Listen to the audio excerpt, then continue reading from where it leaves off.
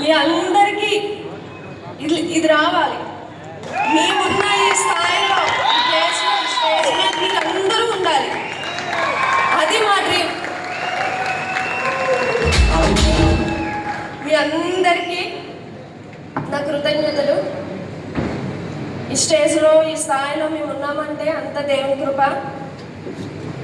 అలాగే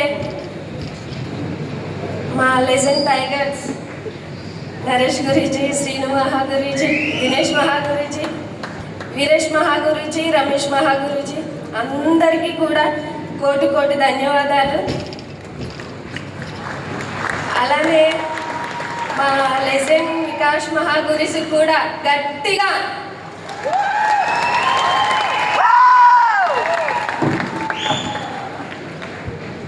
ఒకవేళ నేను ఫస్ట్లోనే చెప్తున్నాను, ఒకవేళ నేను ఏమైనా మిస్టేక్ మాట్లాడితే ఒకవేళ మీకు ఏమైనా అర్థం అవ్వకపోతే సారీ.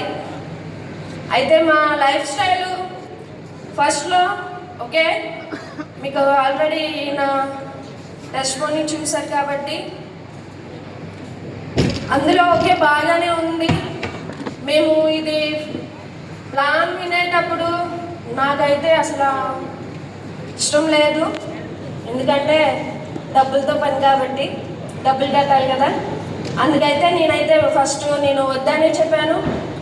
అలాగా ఈయనైతే ఒక 3 months గలా ఓకే అన్నా, నేనైతే అప్పటికి కూడా ఒప్పుకోలేదు.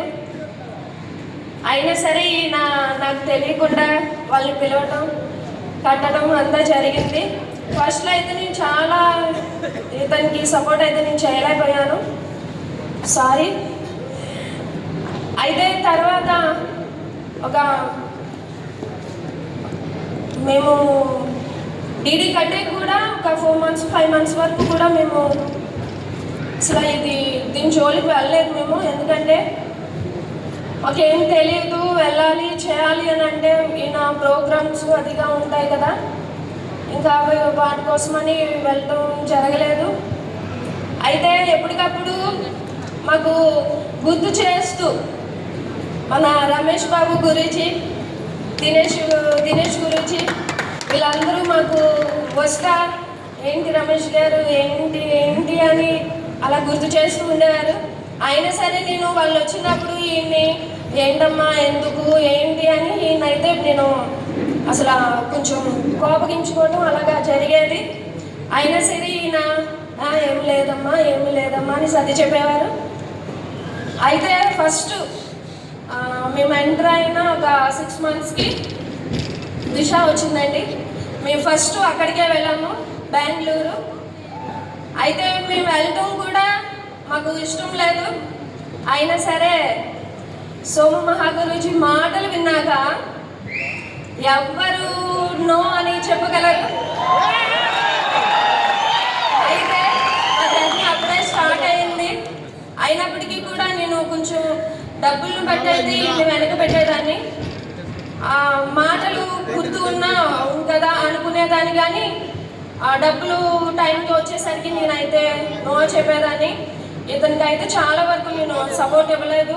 తర్వాత ఏంటంటే ఫస్ట్లో కొంచెం వేడంగా కూడా ఉండేవారు ఈయన, ఎక్కువ ఇంటికి వచ్చేవారు కూడా కాదు. ఎంటర్ అయిన 1.5 yearకి అలాగా మళ్ళీ నాకు ప్రెగ్నెన్సీ రావటం, మా అబ్బాయి నాకు కడుపులో పడటం, అది అంతా ఉన్నా సరే ఈయనేమో ఇంట్లో పట్టించుకోకుండా ఎంత ఉన్నా నేను ఏంటి ఇది అంత అవసరమా, అవును కదా అవసరమా అని అనిపిస్తుంది. లేడీస్కి అయితే కంపల్సరీగా అనిపిస్తుంది.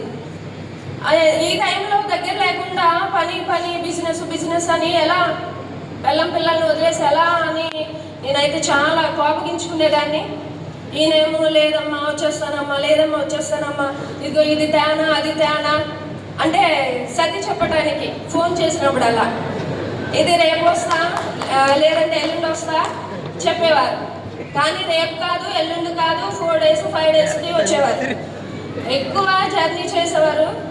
అయినప్పటికీ కూడా నేను తను ఇలా కాదులే అన్నట్టు నేనైతే చాలా కోపంతోనే ఎక్కువ టీచ్ చేసేదాన్ని. అయితే తర్వాత ప్రెగ్నెన్సీ కొంచెం దగ్గర వస్తుంది అనేసరికి నాకు కొంచెం సీరియస్ అయింది.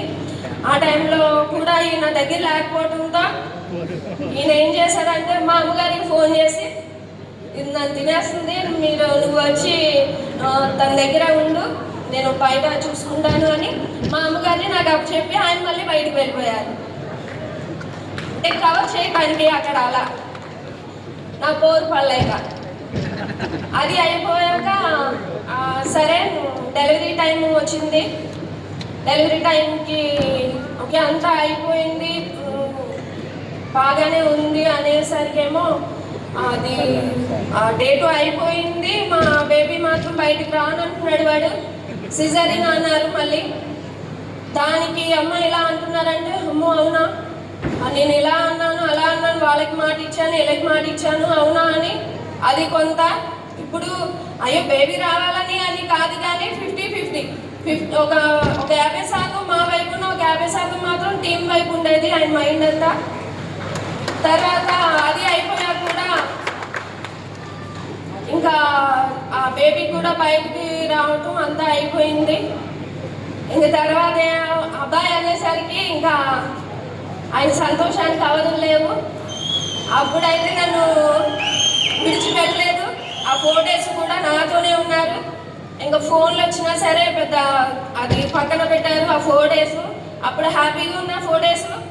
అయితే ఈ లోపు మళ్ళీ నాకు చిన్నది కాదు పెద్దగానే బేబీకి తానులు అన్నారని హాస్పిటల్లో పెడితే ఆ హాస్పిటల్లో మళ్ళీ నేను బాత్రూంలో పడిపోయాను. పడిపోయినప్పుడు నాకు